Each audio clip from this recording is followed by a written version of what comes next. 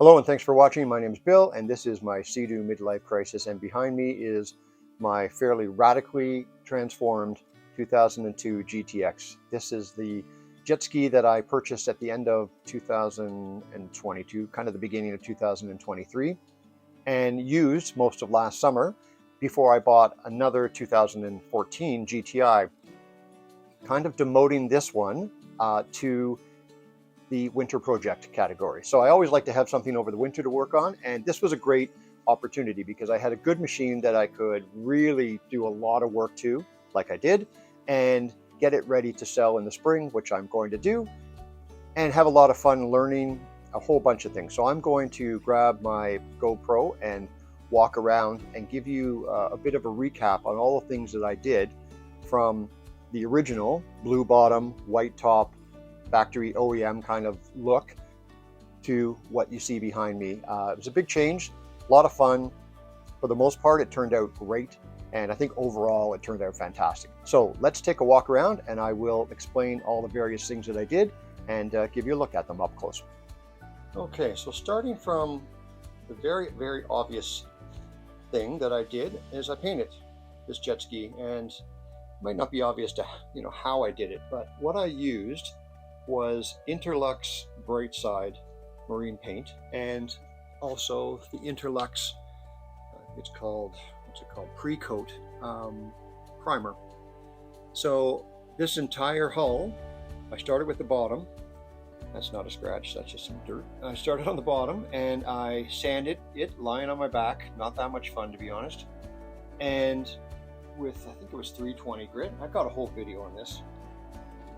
Primed it twice, sanding in between, pretty good, and then painted it with a roller and tipping it with a brush, and you get a really pretty good result.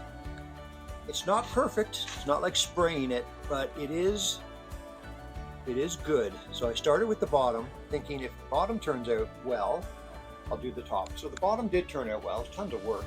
I did this like in October, November last year, and then I did the top.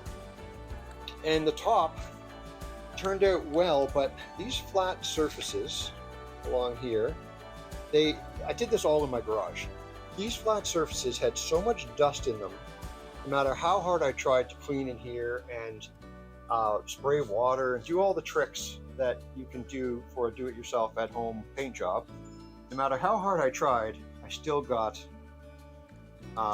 dust in there, and I just couldn't get it out. And then in a few spots, like right around here, there's some brush marks that were just unavoidable. So when it was all done, I liked it and I was happy, but I wasn't really happy. I wanted to be really happy with it. I wanted it to look, fantastic. And it didn't. It looked good. So I'm kind of getting into vinyl wrap, automotive vinyl wrap. So I decided to try some flat satin. It's flat? I think it's satin. I think it's flat. Black, and do these kind of accent pieces. And what they did is, A, they created like a kind of a cool texture between the matte and the gloss, and B, they kind of hid some of the imperfections of the gloss paint. And that just made it look like, overall, made it look fantastic. So it turned out great. I mean, you could do it 100 different ways, but that's the way I chose to do it, and it turned out really well. The automotive vinyl will hold up. It's meant for a car, and I didn't do it anywhere underneath the water line, so it's not going to be submerged in water. It can get wet. That's no problem. So that's how it turned out. Now the seat is the original seat, and for obvious reasons, it's in great shape.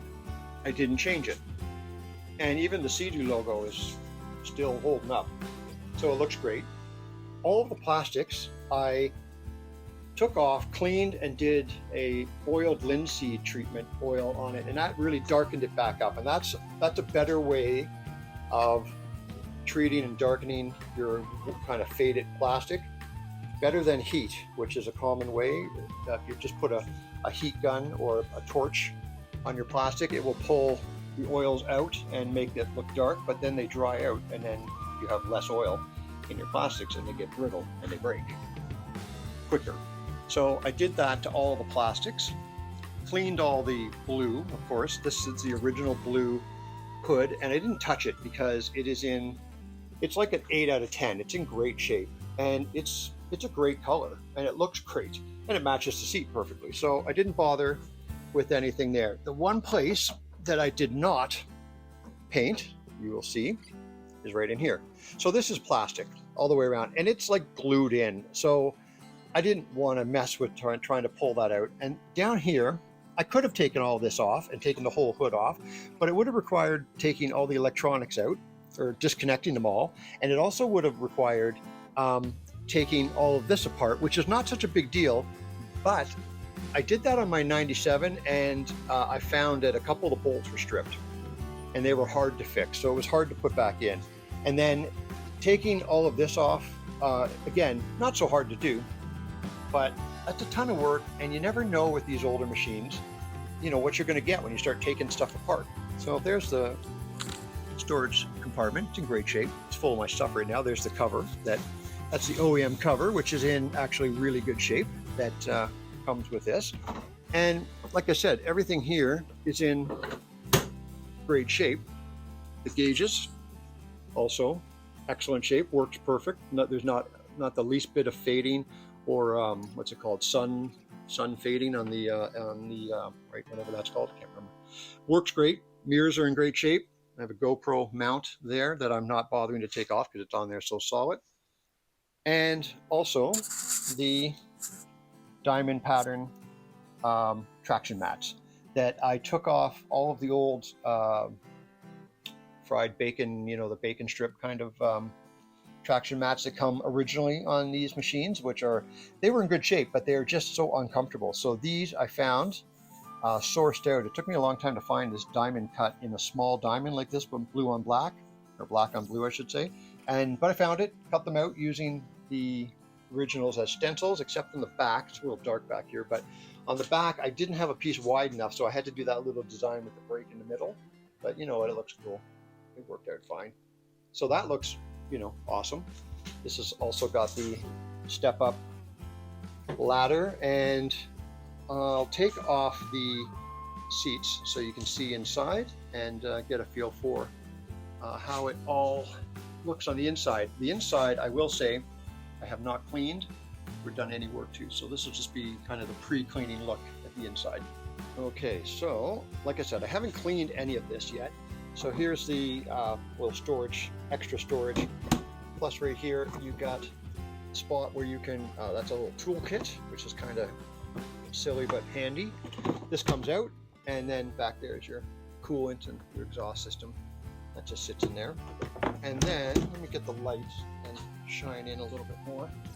The engine is in, you know, really good shape. It is, like I said, I haven't cleaned down at the bottom. It's hard to clean these without, you know, spraying them with water and doing kind of, you know, that kind of cleaning. And in the middle of the winter, that's next to impossible. So as you can see, I painted all the way through here, all the way in here, all around, everywhere, and it turned out really nicely. Obviously, I took this piece off, and so I had both hands going. So I took that piece off when I was painting, and the only thing that's been added extra in here, if you can see it, is down in the corner. Let me see if I can put a light on it. Yeah, there it is, the bilge pump that I added. I add bilge pumps to everything that I own, as far as watercrafts that is, because you never know. There's where the bilge pump output is right here. I haven't hooked it back up yet, but that is that's there, and I put it there.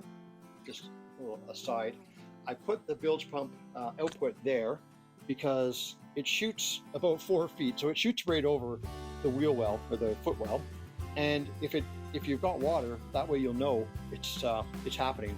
If you've got water in there, if you put the output out the back and you're bombing along and all of a sudden it starts shooting water, you might not even notice it. So I think either you should have an audible alarm on your bilge pump, or it should be somewhere you can see it. So there you go. All in all, that is my 2002 Seadoo GTX reimagined, kind of more like about a 2022 RXP. It's kind of what I kind of modeled it after. Okay, that is a wrap. Hopefully this video showed you in some sort of detail what it is I did on this project, how I did it a little bit, and how it turned out. It's always my hope that I can help others get inspired to do some of these projects themselves. I have a lot of fun doing them, and I think other people do as well. And sometimes we're just looking for some inspiration and also some kind of how to. And in my other videos about this, I go into more detail about how I did it, and that might help others trying to do the same thing. In any case, I hope you enjoyed it. Thanks again for watching, and we'll see you next time.